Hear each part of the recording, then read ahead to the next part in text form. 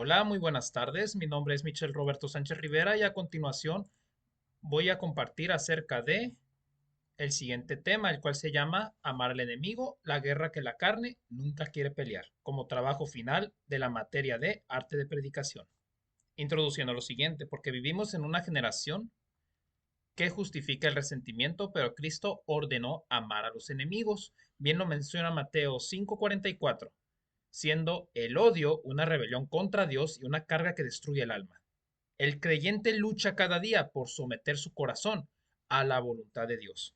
Bien decía un viejo pastor, en 70 años de ministerio, jamás vi a un hombre arruinado por perdonar, pero sí a muchos consumidos por la amargura. Porque el discípulo verdadero crucifica diariamente el odio y aprende a amar incluso a quien le ha herido.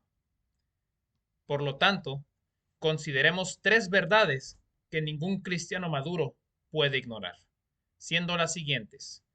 El odio contradice la naturaleza de Cristo. Y para apoyarme voy a utilizar los siguientes versículos, empezando con Mateo 5:44. Un momento nada más, por favor. El cual a la letra nos dice lo siguiente. Pero yo digo, amen a sus enemigos, oren por los que los persiguen. En este versículo, Jesús rompe con la lógica humana de responder al mal con odio.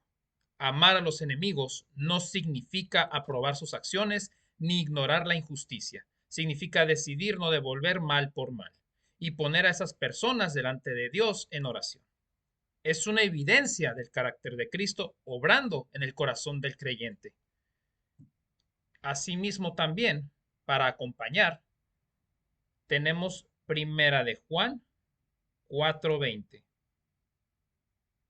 el cual nos dice lo siguiente. Un momento, por favor.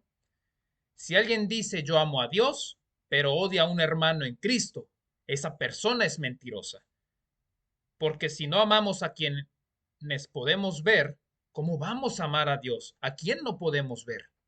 Por lo tanto, entendemos lo siguiente. Amar a nuestros enemigos no es una sugerencia, es una orden, porque el que alimenta el odio se parece más a la carne que a Cristo. Y un ejemplo sería Esteban, aquel discípulo que fue apedreado solamente por justificar a Cristo, por testificar a Cristo. Y a pesar de todo, él pidió a Dios, Dios, no les tomes en cuenta este pecado.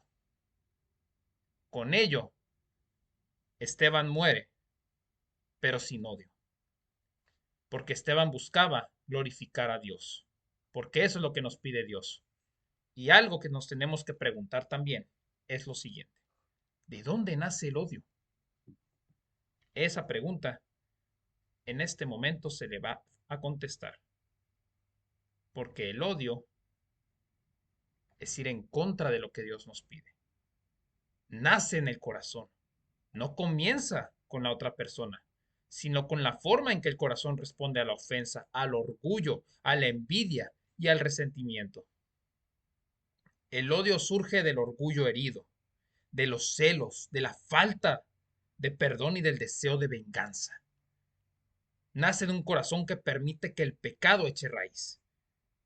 Pero el amor nace en un corazón que se rinde a la gracia de Dios. Y con ello paso al siguiente punto, el cual es el orgullo y la herida no rendida alimentan la amargura. Porque muchas veces no odiamos por justicia, sino porque nuestro orgullo exige reparación inmediata. La raíz de amargura contamina a muchos. Y bien tenemos para apoyarnos el siguiente versículo, el cual sería Hebreos 12:15, que a la letra nos menciona lo siguiente. Cuídense unos a otros para que ninguno deje de recibir la gracia de Dios. Tengan cuidado de que ninguna raíz amarga brote, porque los trastornará a ustedes y envenenará a muchos. Porque una persona con un corazón amargado es una persona que sabe lo que va a hacer. Va a generar división en nuestra iglesia y es proclive a que el enemigo entre ese corazón. Y bien hay que recordar lo siguiente, el enemigo, ¿qué es lo que busca? Robar, matar y destruir. Y si nosotros le permitimos al enemigo entrar a nuestro corazón, lo que va a hacer es alejarnos del propósito que Dios tiene para nuestra vida. Porque un corazón amargo es una puerta cerrada, es una puerta abierta al enemigo, pero cerrada a Dios. Y la gracia del Espíritu Santo está en nosotros. ¿Por qué? Porque Cristo murió en esa cruz. Por lo tanto, todos los días el cristiano tiene que crucificar su carne para honrar a Dios. Asimismo, usaré de apoyo también lo que nos menciona Efesios 4, 31 al 32, el cual nos dice lo siguiente: líbrense de toda amargura, furia, enojo, palabras ásperas, calumnias y toda clase de mala conducta. Por el contrario, sean amables unos con otros, sean de buen corazón y perdónense unos a otros, tal como Dios los ha perdonado a ustedes por medio de Cristo. Por lo que el creyente no solo debe dejar el pecado atrás, sino reemplazarlo con el carácter de Cristo. Porque la amargura, la ira y el rencor deben ser desechados, mientras que la bondad, la compasión y el perdón deben ocupar su lugar. La razón es clara.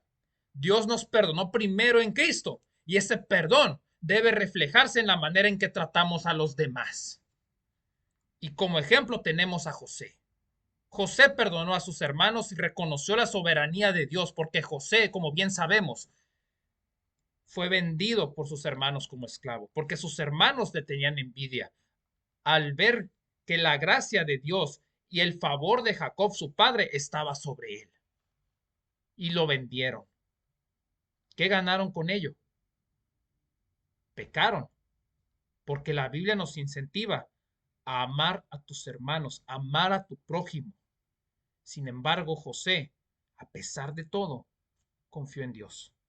Y Dios lo usó a él, no solamente para salvar a Egipto de la hambruna que se acercaba, lo usó también para salvar al pueblo de Israel.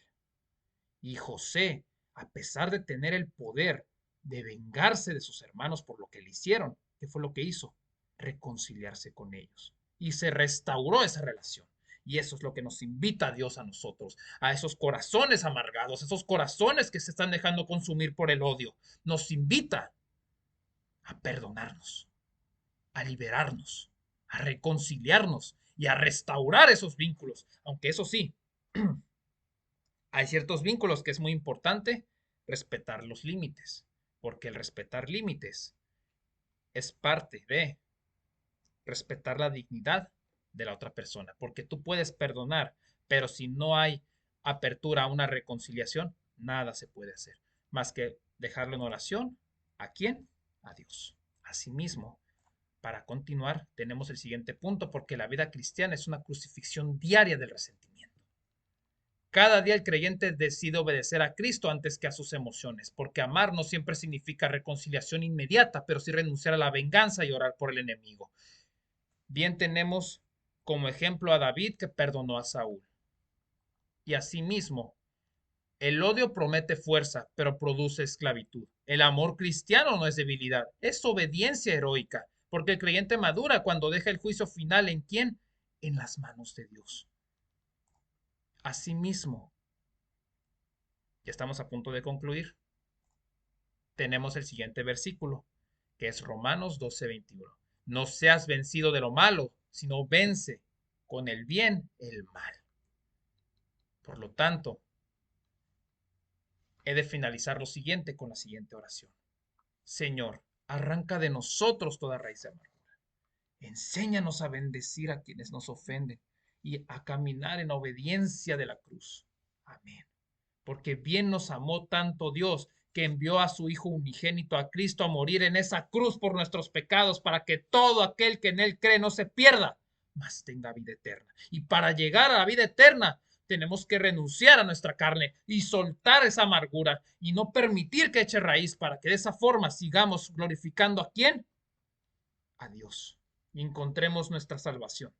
Porque el enemigo busca robar, matar y destruir, pero no lo va a conseguir. Muchas gracias por su tiempo. Dios bendiga, provee y multiplique todo anhelo de su corazón. Y gracias de antemano por este curso de ser. Amén. Amén, amén y amén.